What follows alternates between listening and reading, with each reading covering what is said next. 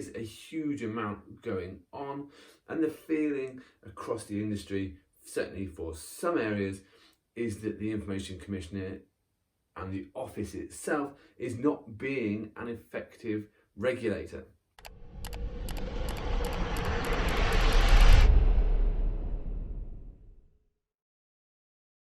Welcome back to the Data Protection Diaries. So this week we are greeted with the news, I think it's just hit Sky News, it's been on LinkedIn, that following a Freedom of Information request into the ICO, it's become apparent that Elizabeth Denham, the Information Commissioner, has actually been working from her home in her native Canada. What we don't know at this point is how long she's been there, or likely when she's coming back.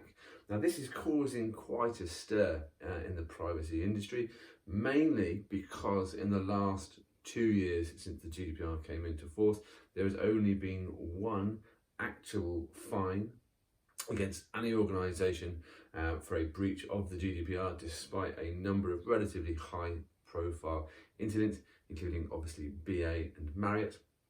We've also had the Schrams II case. We are potentially going to struggle with an adequacy decision here in the UK when we Brexit as well. So there is a huge amount going on. Now, there are two schools of thought here. The first school of thought is, of course, we now live in a very remote working world. And is there any reason why somebody of that level should not be able to work from home during this crisis? Arguably not.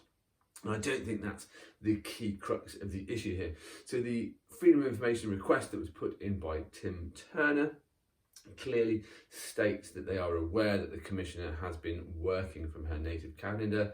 She is available for any calls, meetings and committees that she needs to be, and she is attending and carrying out her duties as expected. The challenge here is, of course, that Canada is about 9 hours behind the UK, so getting on those calls is potentially going to be a struggle. Obviously, we don't know how many calls she's attended or how many meetings she's attended, so a lot of this really is speculation. As I say, the challenge here really is about the effectiveness, or the conversation is about the effectiveness of the regulator as a whole.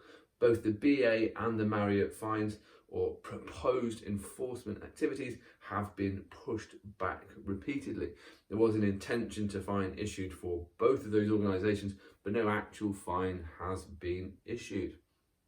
Of course, aside to that, as we've already said, is the Schrams II case, so the pulling down of the Privacy Shield in the US, which would have ordinarily allowed data transfers between European countries and the United States, and also the potential attack on standard contractual clauses, which may have a more significant impact on the UK, considering that from the 31st of December, we will no longer be a part of the European Union, and we will need to have our own transfer mechanisms for transferring data again. Big deal that needs to be considered here. In my view, I 100% get that you can work from anywhere in this time, you can be remote, but having that level of high profile role within an organisation that is going through what is arguably some very turbulent times, I don't know if being in a completely different continent is the best idea, but then that's not for me to judge.